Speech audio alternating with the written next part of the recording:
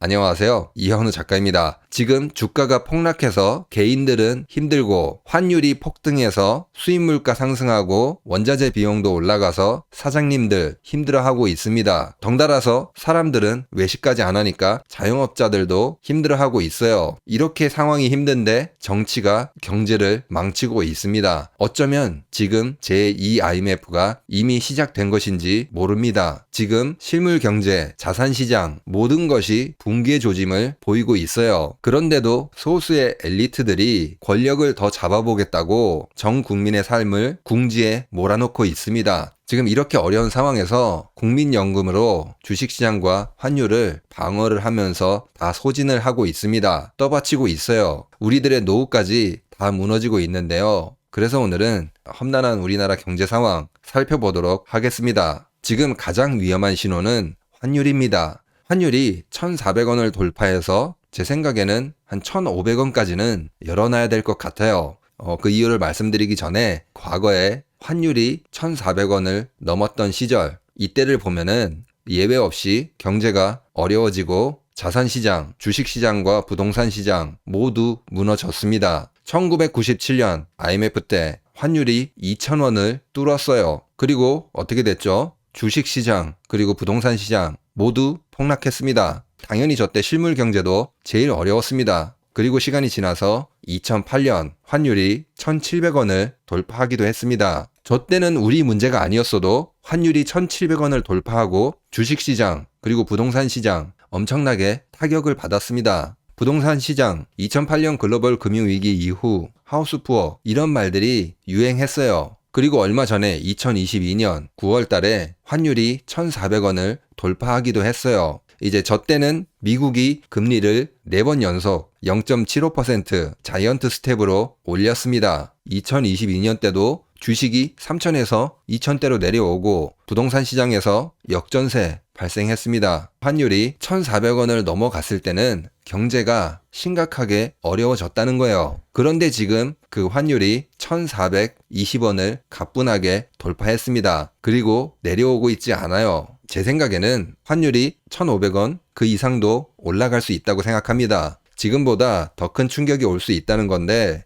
그 이유를 보시면은 우리나라 외환 보유고가 녹아나고 있습니다. 97년 IMF 때는 텅텅 비었다. 이 표현이 맞는데 지금은 서서히 녹아내리고 있다. 충격이 서서히 다가오고 있습니다. 지금 보시는 그래프는 우리나라 외환 보유고 그래프입니다. 2021년 9월 4,690억 달러로 최고점을 찍고 한 2년 반 동안 11.45%가 감소를 했습니다. 2022년 말쯤부터 급격하게 하락을 해서 지금 2023년에도 서서히 감소를 하고 있어요. 외환보유고가 녹아내리고 있는 만큼 결국에는 달러 환율이 올라가게 될 거예요. 그리고 저렇게 환율이 서서히 녹아내리고 있는데 이게 왜 문제냐면은 여태까지 우리나라 외환보유고 상황 한 30년 동안 살펴보면은 사실은 계속 우상향했습니다. 2008년 저 때는 외환보유고가 감소하기는 했지만 저 때는 미국에 문제가 있었던 거지 근본적으로 우리나라에 문제가 있었던 것은 아닙니다. 이제 그렇기 때문에 장기 추세를 보면은 외환보유고가 계속 증가를 해왔어요. 그런데 지금은 그 장기 추세에서 완전히 벗어나서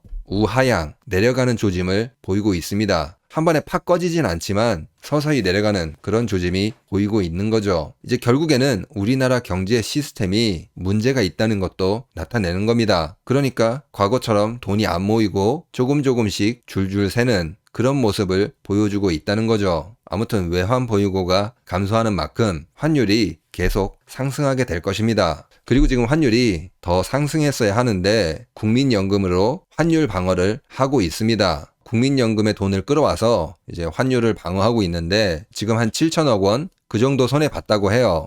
환율을 해지하는 그런 금융상품의 비중을 늘려서 환율을 방어하고 있는데 그게 지금 7천억 손해가 났다고 해요. 아마 부족하면은 그 비중을 더 늘린다고 지금 이야기가 나오고 있는데 언제까지 국민연금으로 환율을 방어할지 분명히 한계가 올 것입니다. 국민연금 돈을 다 끌어다가 환율을 방어해 줄 수는 없잖아요. 그렇기 때문에 국민연금이 방어를 해주지 않는다면은 결국에는 환율이 한 단계 더 높게 뛰어오를 수 있다는 거죠. 그리고 지금 국민연금 이야기를 잠깐 하자면은 국민연금 주식시장 방어하는데 돈을 쏟아붓고 있습니다. 지금 계엄이 일어나고 코스피에서 주식을 한 8,600억 정도 계속 매수하고 있어요. 외국인들은 팔고 있는데 그거를 국민연금, 공무원연금, 연기금들이 다 사주고 있습니다. 이제 눈여겨볼 거는 계엄이 발생한 다음날 12월 4일날 국민연금이 1,120억 매수했습니다. 하지만 탄핵이 부결되기 하루 전날 이때는 3,445억 이만큼 매수를 했습니다. 그러니까 계엄이 없었고 그리고 계엄이 있었더라도 탄핵이 됐더라면은 국민연금에 몇천억 되는 돈들 허망하게 날리지 않았을 것입니다. 그리고 지금 정치 리스크로 주식시장 시가총액이 144조가 증발했다고 해요.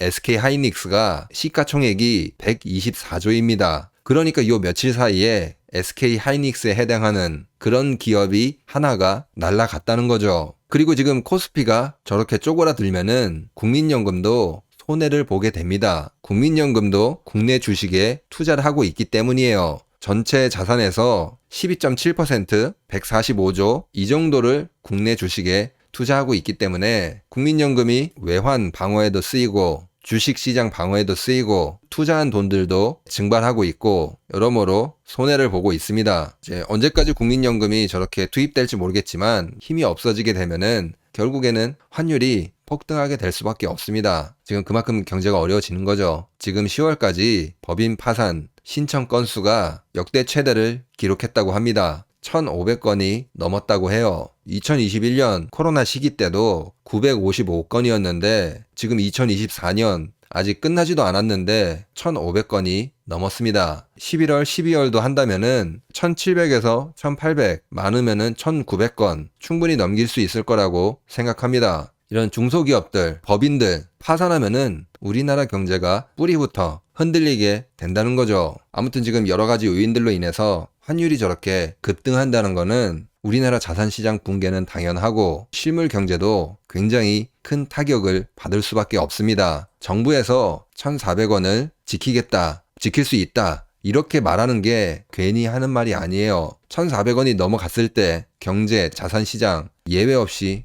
어려움을 겪었거든요. 그렇기 때문에 지금 앞으로도 이제 어려운 상황에 들어갈 것 같아요. 언제까지 우리 노후 자금이 방어해 줄 수 있을지 모르겠지만은 물론 방어하는 데 써도 안 된다고 생각합니다. 저렇게 투입하다가 어느 순간에는 분명히 국민연금을 끌어다 쓰기 어려운 상황이 찾아올 거예요. 이제 그렇게 되면은 환율이 1,500원 이런 식으로 튀어오를 것입니다. 그때를 잘 대비해야 될 것 같아요. 네. 그러면 오늘 영상은 여기서 마치도록 하겠습니다. 구독과 좋아요 꼭 부탁드립니다. 감사합니다.